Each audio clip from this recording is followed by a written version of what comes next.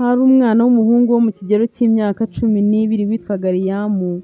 Liamu yari umwana utaragiraga aho aba, wirereraga munsi y'ibiraro muri za feruje ndetse n'ahandi hantu hatandukanye, mbese nyine yari umwe muri ba bana twita abana bo ku mihanda. Icyo gihe Liamu yari ashonje cyane, maze nk'uko yari asanzwe abigenza atangira kuzenguruka areba amapuberi yo ku mihanda, arebamo niba yabonamo ibyo kurya bitandukanye nk'ibice by'imigati basigaje bakajugunyamo, imineke, ibiryo cyangwa se ikindi kintu cyo kurya yakuramo. Akomeza gushakisha ariko araheba ntihagire ikintu na kimwe abona. Liamu yatangiye kwivugisha ati ariko ababosi nabo basigaye barakennye bafite inzara iteye ubwoba.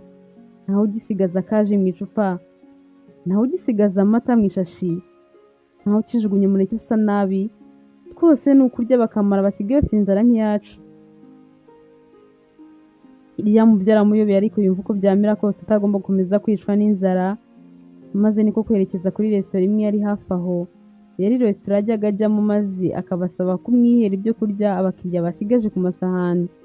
Gusa ariko muri iyo resitora nabo bari baramwiyamye, baramwihanangirije, bamubwiye yuko badakeneye kuzongera kumubona yagarutse aho ngaho.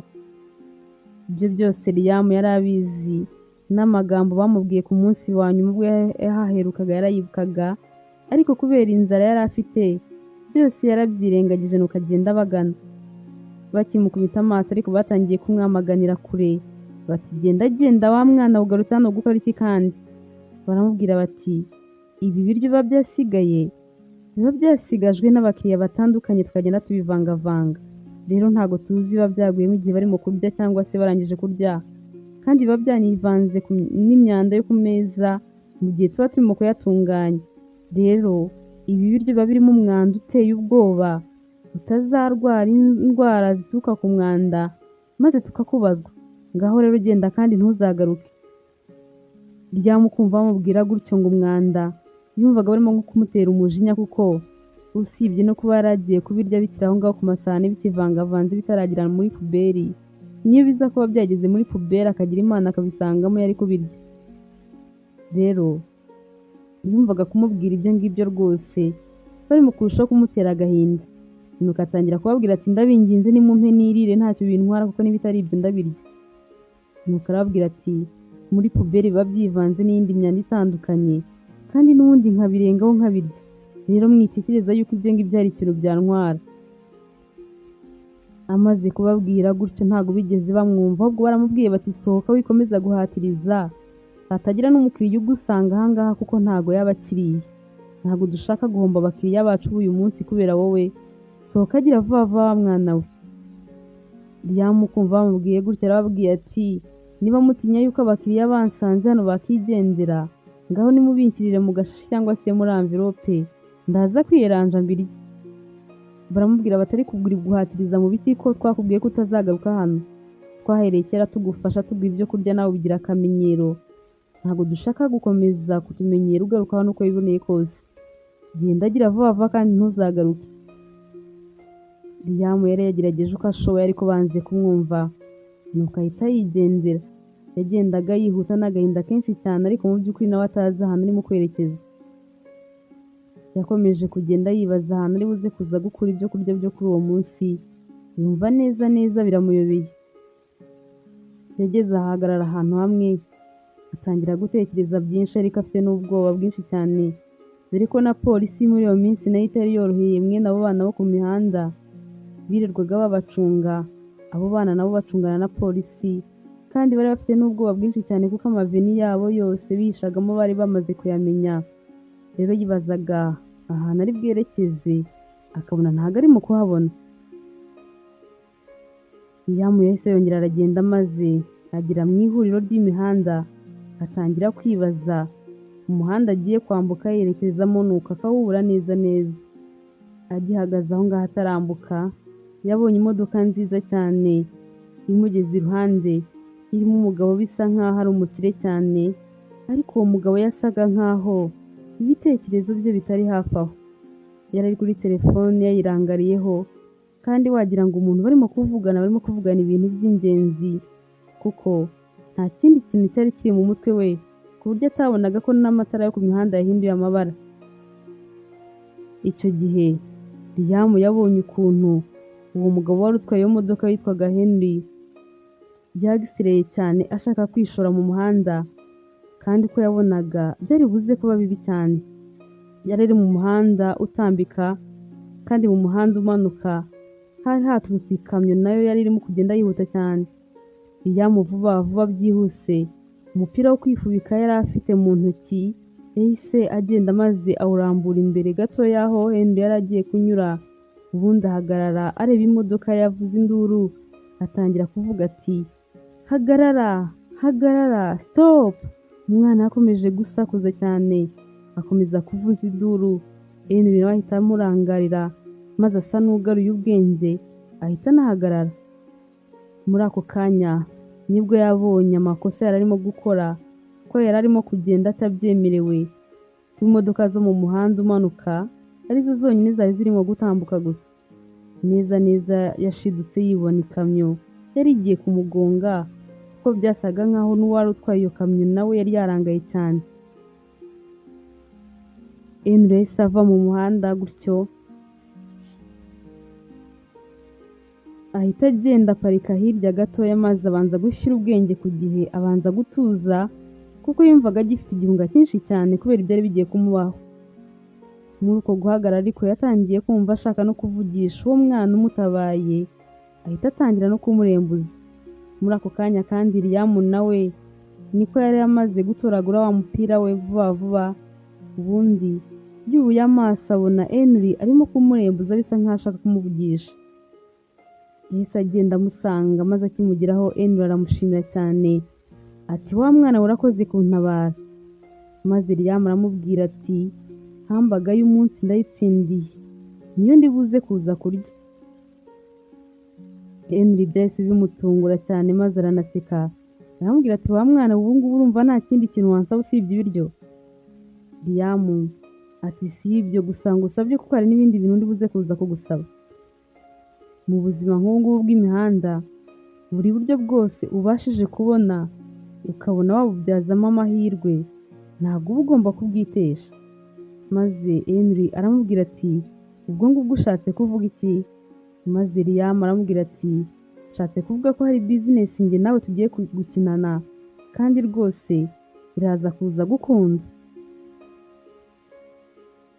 Henry byakomeje kumutungura cyane ati, business? Njyewe nawe tugiye gukinana business? None se urashaka amafaranga? Liam aramubwira ati, amafaranga? Amafaranga nta kintu amaze. None se amafaranga yaba amariye iki gihe ntafite aho kuyabika? Muri bagenzi banjye hagize umenya ko nyafite yayansinda hejuru cyangwa se akayanyiba. Urumva neza rero ko amafaranga mu gihe nk'iki ngiki atari ingenzi kuri njyewe. Ndashaka hambaga yanjye yo kurya, n'ibyo bindi ngiye kugusaba. Henry aramwenyura ariko n'amatsiko akomeza kwiyongera ati, wa mwana uri igitangaza, ngaho nsaba icyo kintu kindi twumve. Liam ati, ntabwo bigoye cyane, ndashaka kugusaba ko wigira nkaho uri papa wanjye umunsi wose mu gihe cy'amasaha 24.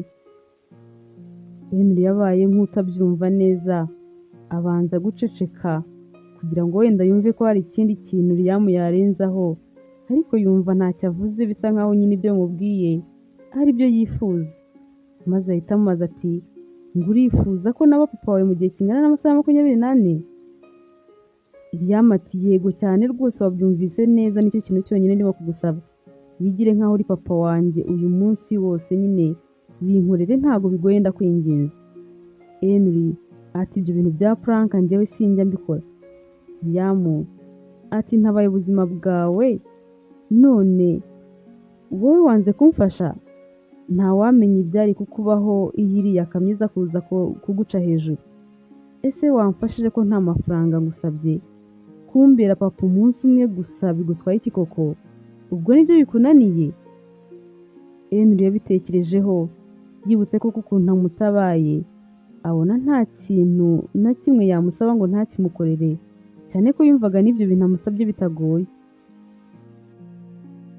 Henry yakomeje kubitekerezaho, abona ukuntu Liam ari we wenyine wagize igitekerezo cyo kumutabara, kandi aho ngaho hari hahagaze n'abandi bantu benshi ariko batagize ikintu na kimwe bakora, bategereje kurebera gusa ngo barebe ukuntu biri buze kuza kurangira barangije kumugonga maze ahita amubwira ati nta kibazo ndabigukorera.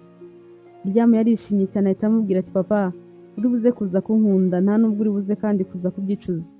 Henry ntiyavuga ariko mu by'ukuri mu mutima we yumvaga asa nk'atangiye kubyicuza. Ryamu ako kanya ahita amuhereza ikiganza aramwibwira ati nitwa Ryamu. Henry areba icyo kiganza gisa gutyo yumva ntiyanagikoramo, ariko ageze aho aragifata nawe aramwibwira ati nitwa Henry. Henry yahise abona ko agomba gutangira gushyira mu bikorwa ibyo yiyemeje, maze aramubwira ati tugende mbanze njye kukugurira ibyo kurya. Bagiye kuri resitora imwe ariko Henry afite ubwoba azi ko Ryamu bashobora kumwangira kwinjira, ariko ageze aravuga ati nta kibazo niba byanga turabigura mbizana birire mu modoka yanjye. Kubw'amahirwe ariko kuri iyo resitora bari bagiyemo barabemereye, maze Ryamu bamuzanira hambaga nk'uko yabishakaga.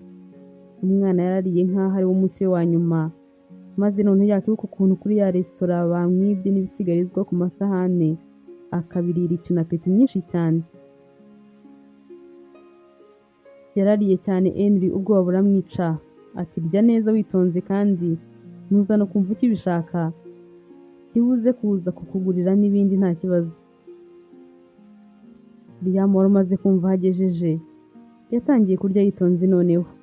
Henry aramubaza ati kuba papa wawe uyu munsi wose amasaha ya 24 bivuze iki kuri wowe, ubundi ubishakira iki? Ryamu ati ibyo wibitekerezaho cyane, gusa icyo nshaka ni uko aho turaba turi kumwe hose uraba umeze nk'aho uri papa wanjye, unyitayeho kandi werekana ko nkunda cyane. Henry ati wa mwana we urimo uranduha mu mutego, uri umujura, uriba? Ese uriba wibye ibintu byinshi cyane kugira ngo bakureke wigendere baze kuza kubinyishyuza kubera ko nyine baraba bazi ko ndi papa wawe? Ngaho mbwira niba uri umujura, ni ikihe kintu wakoze kinyuranyije n'amategeko ko bisa naho ushaka kunkoresha? Henry yakomeje kubitekerezaho cyane ubwoba buraza, kuko ubwenge bw'abana bo ku mihanda yarabwumvaga, yumva adapfuye kumusaba ikintu nk'icyo gutyo gusa. Ryamu we yakomeje kumubwira ko atajya yiba, ko aho kwiba yareka inzara ikamutsinda ku muhanda. Aramubwira ati polisi iramutse ikubajije impamvu uri kumwe n'umwana w'inzererezi bakakubaza aho umujyanye, ubabwire nyine ko ndi umwana wawe ariko ko nakunaniye ko nanze kuguma mu rugo. Maze akomeza kumubwira ati ndumva nishakira ubuzima bwiza nk'uko abandi bana babaho, ndashaka umuntu ndinda akandwanirira mu gihe abandi bantu baba banyita icyana, we akanyita umwana we kandi nyine akabihagararaho. Ndashaka ko dutemberana nkumva ukuntu iyo umuntu arimo gutemberana na papa biba bimeze nyine. Sinzi uko nabigusobanurira, ariko uko biri kose nawe urabyumva ubuzima bwanjye bw'uyu munsi ndashaka ko buraba butandukanye n'ubwo najyaga mbamo bw'abana nyine b'inzererezi. Henry yaramwitegereje akomeza no kumva ayo magambo ye, abona umwana bisa nkaho atakuriye ku mihanda, yabonaga ashobora kuba yarakuriye mu buzima bwiza, akaba yaraje ku muhanda nyuma, noneho akaba yari yikumburiye mwene ubwo buzima nk'ubwo yigeze kubamo kera. Yabonaga ari umuntu umeze nkaho yajugunywe n'abantu ntibamwiteho igihe kinini cyane. Henry yakomeje guceceka amwitegereza. Ryamu nawe aterega ntabwo uri buze kuza kwicuza icyemezo cyawe. Uyu munsi rwose ndumva nishimye cyane, ntabwo ndi umwana w'inzererezi, kandi ntuze kuza kunyitaza ngo unyihakane niduhura n'abantu banze. Ukarambwira ati sibyo papa, gusa nyine polisi yo uyibwire ko nakunaniye, ko ariyo mpamvu wenda uri umusirimu njyewe nkaba ameze gutya, kugira ngo batakwibazaho byinshi. Henry gukomeza kumva umwana amwita papa arikanga cyane, aramubwira ati ngaho mbwira ibintu wifuza ko ndi buze kuza kugukorera nka papa wawe, usibye gutemberana nawe kuko byo wabimbwiye. Ni ibihe bindi wifuza? Ryamu ati turi buze kuza kujyana kureba filime, ibindi byose ni wowe uri buze kuza kubigena nka papa wanjye, ibyo umitiramo byose ndabyemera. Barangije kuvugana ibyo byose ari nako Liam arangije kurya, maze ahita ashyira mu mifuka ibyo yari asigaje byose. Henry aramubuza ariko Liam aranga ati papa rwose nta biryo bigomba gupfa ubusa, reka mbishyire mu mifuka ndaza kuza kubirya mu kanya. Henry ati uyu munsi umenye ko urimo kubaho ubuzima butandukanye n'ubwo wari usanzwemo bwo ku muhanda. Ubu ngubu uri umwana wa bosi, uraza kugurirwa ikintu cyose uri buze kuza gukenera igihe icyo ari cyo cyose. Liam ahita aseka ati kandi koko papa nari nabyibagiwe, reka ibi ngibi bisigaye abana bafite ibibazo nk'ibyo nabagamo baze kuza kubyirira. Henry yahise amusaba kujya mu modoka, maze bagahita bagenda akabanza akajya gukaraba akamara kumutembereza nk'uko yabyifuzaga. Bahise bajya mu modoka baragenda, ariko bari mu nzira bagenda Henry yabonye hari imodoka zabakurikiye, atangira kubwira Liam ati twakurikiwe, imodoka zakomeje kudukurikirana kuva kare, kandi wa mwana we nari nabiketse ko hari ibikosa wakoze, ko utapfuye kunsaba ibintu nka biriya gutyo gusa.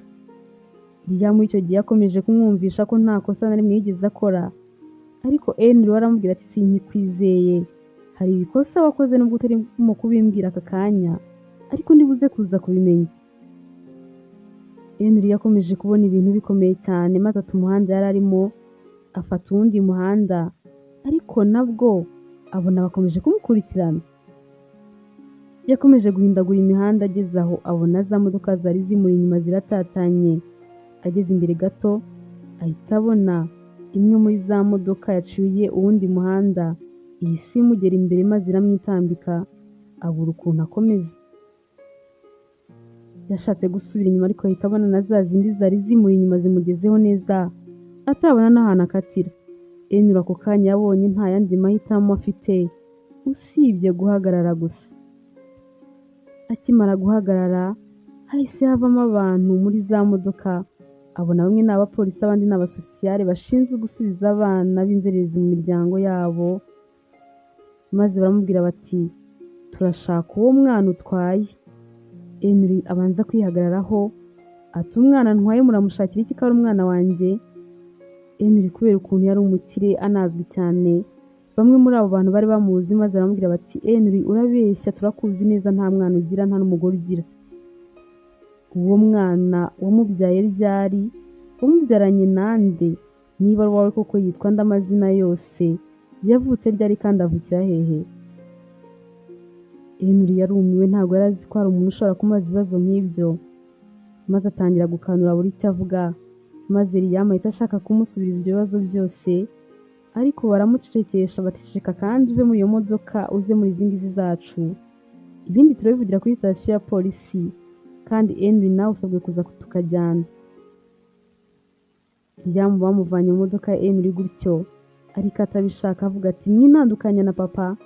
Henry nawe ati nimundekere umwana mwimujyana, nubwo yananiye akigira inzererezi ariko n'umwana wanjye. Bahise babasaba gutuza bakerekeza kuri sitasiyo ya polisi nk'uko babisabwaga. Bari mu nzira bagenda, Henry yaribazaga ati mana nyagasani, nk'ubu ngubu ibi bintu nabigezemo nte koko? Ese uwo bacika nkigendera? Henry yashatse kubacika ngo yigendere, ariko nabyo abona bitari buze kuza gukunda kuko bari bamuzi, kandi akavuga ati ninza kugenda bahita babona ko ngize ubwoba ko Liam nashakaga kumushimuta. Yanze gukwepa, arakomeza aragenda, ariko abona atari buze kuza kubeshya ko Liam ari umwana we ngo bikunde, kuko ibibazo byose yari arimo kubazwa nta na kimwe yari abashije gusubiza. Bakigerayo bongeye kumubaza aho yari ajyanye Liam, maze yanga gukomeza kubeshya ko ari umwana we, ariko none aravuga ati nari mujyanye ngo njye kumurera. Baramubwira bati ibyo nibyo tutagishaka kumva, kuko wari umujyanye mu buryo bunyuranyije n'amategeko, ntabwo tugishaka ihohoterwa rikorerwa abana bo mu mihanda. Abantu baraza bakabashuka, bakababwira ko bagiye kubajyana bakabarera nk'abana babo, bakabitaho, bakabahindura ubuzima, nyamara bababeshya ntihagire ikintu na kimwe kizima babakorera. Bakabajyana bakabafata nk'abacakara, bakabakoresha imirimo y'agahato. Bamwe muri abo bana bakagira ihungabana, bakifuza no gusubira mu buzima bwo mu mihanda, kuko baba babona byibuze ariho bari bafite amahoro.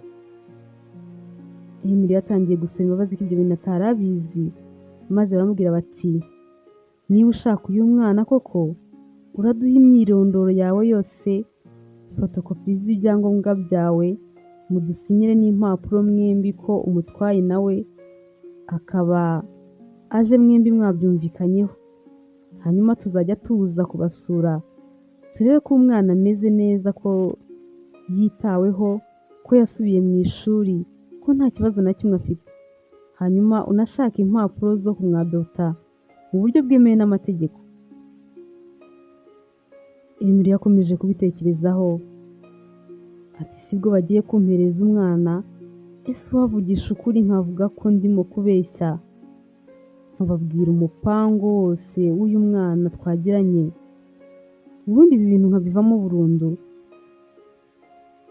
Henry yakomeje gutekereza byinshi, akomeza gutekereza ukuntu agiye kubabwira ko umwana yamushutse ngo aze kwitwa papa we amasaha 24, ariko abona ibyo bintu atari buze kuza kubivuga. Abona nabivuze bose bamuseka yahinduka urw'amenyo. Kumva ngo umwana w'imyaka 12 yashutse umuntu w'umugabo nka we, yumva ibyo bintu bikomeje kumutera isoni, maze aricecekera, ahebera urwaje. Ariko anatekereje neza, abona uwo mwana nta n'ibindi bintu bidasanzwe yamubonyeho. Yari yabonye ari umwana w'imico myiza, abona ntatukana, abona nta bimenyetso afite byo kuba wenda yaranyweye ibiyobyabwenge cyangwa se ngo abe yamubonyeho izindi ngeso mbi. Noneho yahise yemeza ko agiye gusinyira ibyo bintu byose, akanatanga ibyangombwa bye, maze umwana akamutwara. Bose barasinye ko babikoze ari ibintu bumvikanyeho, maze Liam bahita bamumusubiza, ahita asubira mu modoka ye, nuko baricara baragenda. Bagiye ariko batarimo kuvugana. Henry ku ruhande rumwe akumva ararakaye, ku rundi ruhande akumva nta kibazo. Mu by'ukuri nawe ntabwo yari azi icyo ashaka icyo ari cyo. Bageze mu nzira, Henry yahise amubwira ati, wa mwana wuze ubwenge, wabikoze kugira ngo nkujyane? Liam ati, mbabarire, ntabwo nuko ariyo mpamvu yatumye mbikora, gusa nyine nakwepanaga nabo. Bahereye kera bashaka kuntwara ngo banshakire umuryango, ariko nyine njyewe nari narabyanze, ntabwo nabishakaga. Ibyo bintu byo kunjyana mu miryango ngo njye kubamo numvaga ntakibishaka rwose, kuko hari umuryango wigeze kuntwara neza neza mu buryo nka buriya bavugaga. Nanjye bantwaye bambwira ko ngiye kwiga, ko bagiye kumpindurira ubuzima, bakamfata nk'umwana wabo.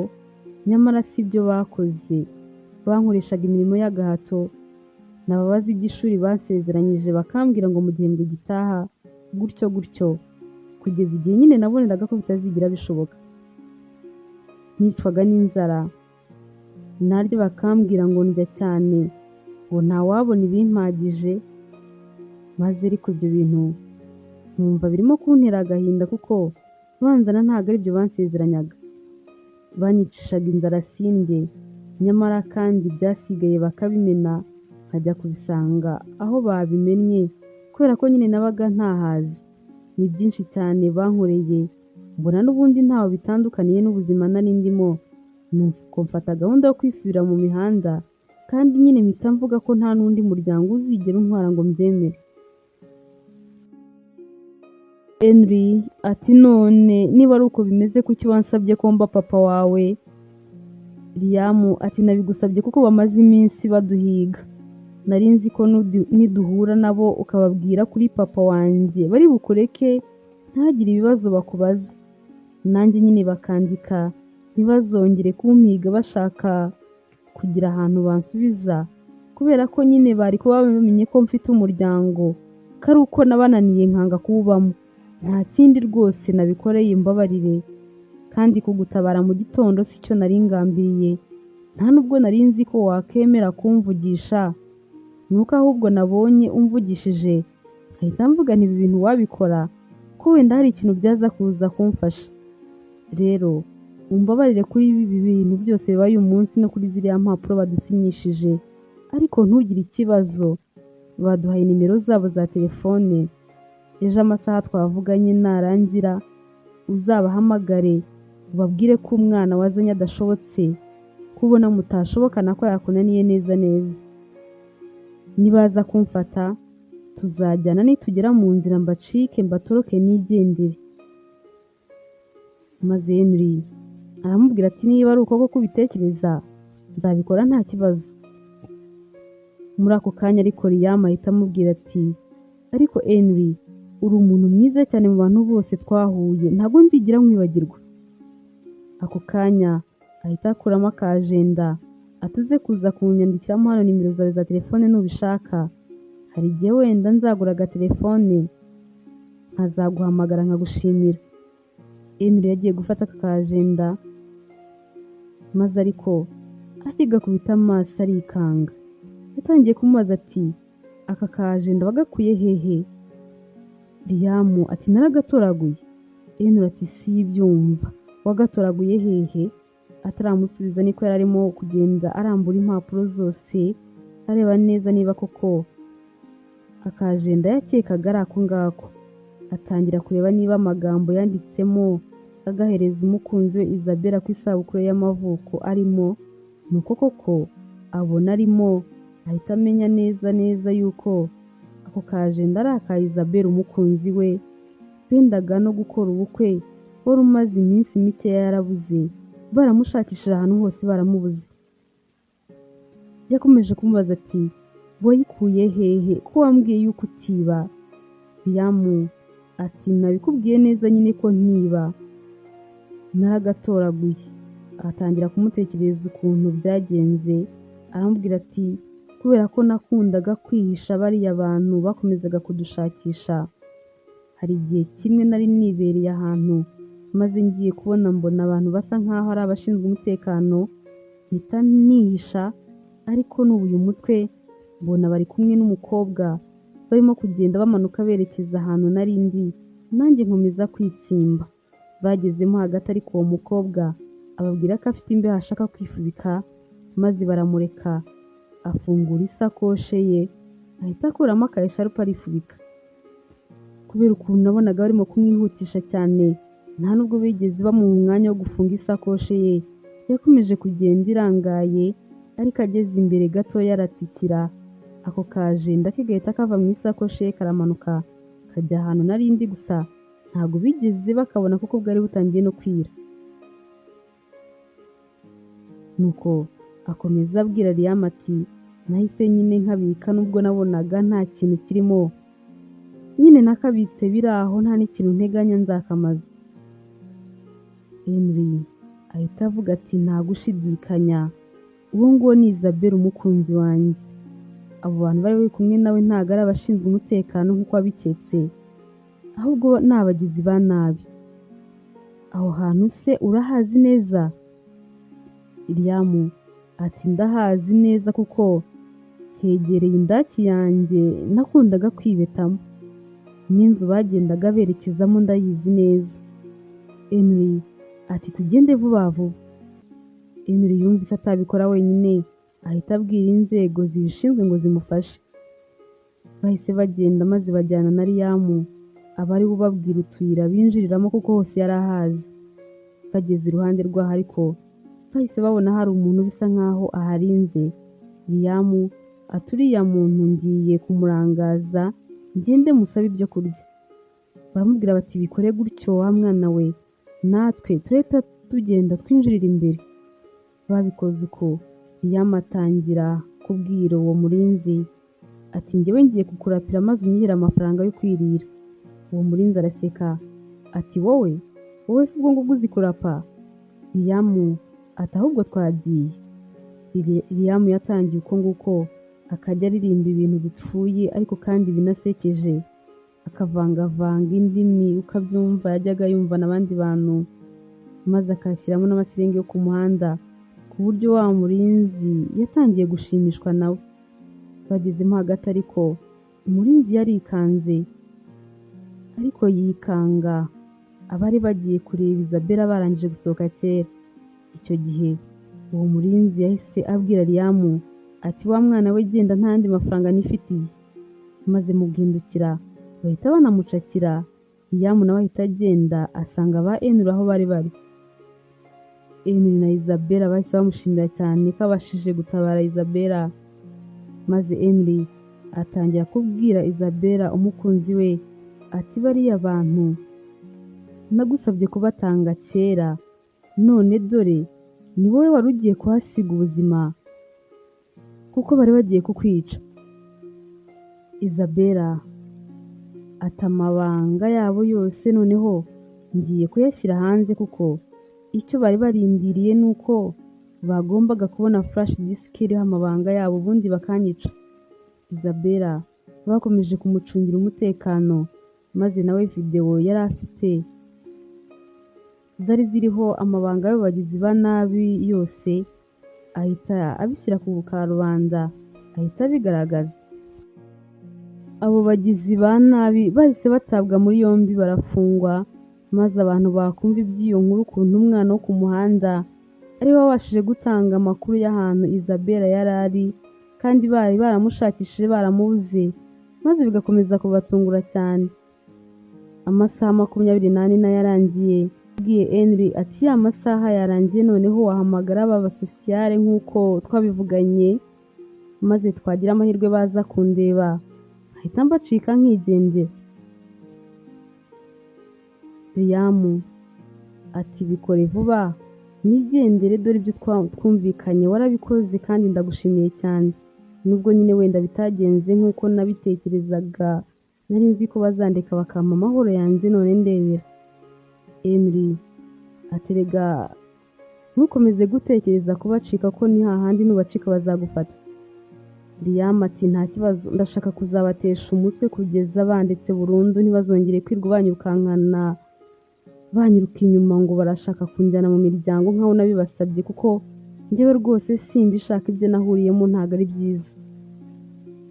Nzihigira paka nkuze, nziyubakira ubuzima, nta wundi muntu ubigizemo uruhara kugira ngo umuntu azambeshye ngo anjyanye kumfasha kandi ari iyicarubozo agiye kunkorera. Yumvishe umwana yarakomerekeye mu miryango cyane, maze ariko amubwira ko we ibyo ngibyo atari karimo kubitekereza. Aramubwira ati ibyo nasinyiye ntabwo ndimo kubyicuza, kuko ngiye no gutangira gushaka ibyangombwa byo kukugira nk'umwana wanjye mu buryo bwemewe n'amategeko. Liam ati boss, nabonye uri umuntu mwiza wowe na fiancé wawe, ariko ntabwo nshaka ko gushyiraho umutwaro. Henry ati humura nabyumvikanyeho na Isabella kandi byemera utubere umwana natwe tukubera umubyeyi, ntago ibyo wahuriyemo nabyo mu yindi miryango hano uzabihasanga, rwose tuzagerageza tukurere neza. Liam wari wabikundiye cyane, yumvaga ari byo koko yagumana nabo, ariko nanone akagira ubwoba avuga ati ese ya miryango yose yagiye imbere ikampemukira ko banjyanaga mbona ari abantu beza, none n'aba ngaba koko byaba ariko bigiye kugenda. Yakomeje kubitekereza bimutera ubwoba, ariko nanone atekereje igihe cyose yamaranye na Henry abona nta kibazo cyagomba kubyemera. Byagumye aho ngaho gutyo, maze baramurera. Henry amaze no kubana na Isabella bashaka ibyangombwa bahita bamugira nk'umwana wabo mu buryo bwemewe n'amategeko. Liam yasubiye mu ishuri ariga, ahabwa ibyangombwa byose, uburenganzira bwe bwose nk'umwana burubahirizwa. Yabonye ko imiryango yose atari kimwe, kandi nabo nuko nubwo bamureze gutyo n'ubundi bigitangira nabo bari bafite ubwoba, kuko bumvaga kurera umwana wavuye ku muhanda atari ibintu byoroshye. Gusa yababereye umwana mwiza cyane, nabo bikajya bibatungura. Bahise babona ko nta mpamvu zo gushyira abantu bose mu gatebo kamwe bitewe n'izina bitwa. Liam amaze gukura bakundaga kumuganiriza cyane, maze batangira kumubaza impamvu yari yaratumye afata icyemezo cyo kuza ku mihanda. Ababwira ko ababyeyi be bapfuye akiri muto afite imyaka 4 gusa, ko yatangiye kurererwa mu miryango itandukanye, bakagenda bamufata nabi cyane, kugeza aho yazinutswe burundu maze akifatira icyemezo cyo kuza ku muhanda. Ariko ko ibyo kuzinukwa burundu y'umuryango byaje noneho igihe wa muryango yababwiye waje kumukura ku muhanda ubabwira ko ugiye kumurera. Nuko arababwira ati ariko mwebwe ndabashimira cyane kuko mwanyeretse itandukaniro. Isabella na Henry kumva izo nkuru za Liam ukuntu yagiye afatwa nabi mu muryango bumvaga bikomeza kubababaza cyane kuko babonaga ukuntu yavuyemo umusore mwiza cyane kandi imico myiza, bakavuga bati ko kubisha abana yamaze abatware, kuko ntabwo bumvaga ukuntu umwana wasaga nabi nka Liam igihe bamuzanaga yavuyemo umusore mwiza cyane nk'uwo babonaga muri icyo gihe. Ibyo kandi Henry byakomeje kumuha isomo ryo mu buzima ko agomba gufasha bose ntawe asuzuguye, akanashimira uwamugiriye neza wese kuko nyuma yo kumutabara ntakore agisida yanatabaye ubuzima bwa Isabella bwari buri mu kaga. Agashima Imana itaratumye amusuzugura, agakomeza kumuvugisha kuko na nyuma yo kubona ko ari umwana wo ku muhanda utumye arokoka impanuka byarashobokaga ko ahita abona ari umuntu uciriritse cyane atavugisha, agakomeza akigendera atanamushimiye. Bakomeje kwibanira maze Liam wari wamusabye kuba papa w'umunsi umwe amubera papa ubuzima bwe bwose, kandi si papa gusa yabonye kuko na Isabella yamubereye mama mwiza cyane kuko yari umubyeyi mwiza, maze ubuzima burongera buramuryohera, maze abona ukuntu agakorwa gatoya ko kurambika ikote mu muhanda akanaburira Henry kamuhinduriye ubuzima bwe bwose. Mwakoze cyane rero kubana natwe, aha ni inkuru yacu uyu munsi irangiriye, ndizera ko mwayikunze cyane. Imana ikomeze kubarinda cyane naho ubutaha.